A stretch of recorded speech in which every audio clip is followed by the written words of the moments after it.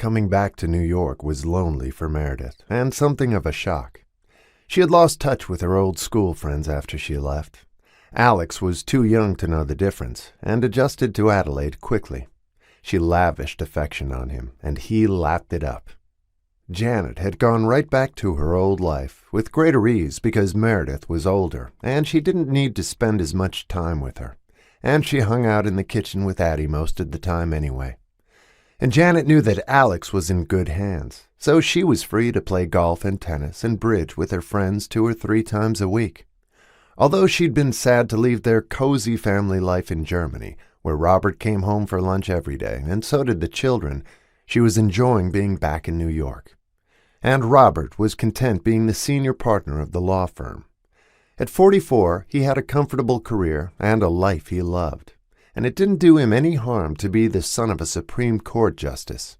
He was proud of his father, even if Bill wasn't a Republican. Predictably, all his friends and partners teased him about it. He claimed that his father was the only Democrat he knew. His prestigious place at the Nuremberg war trials enhanced his career, too.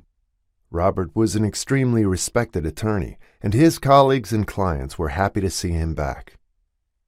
Shortly after their return from Germany, they all went to Washington to see Robert's father sworn in as a Supreme Court justice. They left New York on the train, and the entire event fascinated and thrilled Meredith, who was so proud of her grandfather. Her mother and grandmother had new dresses for the occasion and wore beautiful hats, and Meredith had a new dress too. Her grandfather had explained to her all about the Supreme Court and had shared some of the building's history with her and given her a little book about it, which she had studied diligently.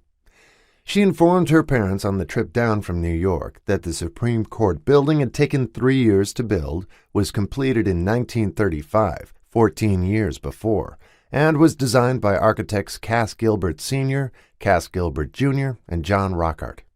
But nothing she had read about it had prepared her for the beauty and grandeur of the impressive structure and surroundings the morning they arrived for her grandfather's swearing in.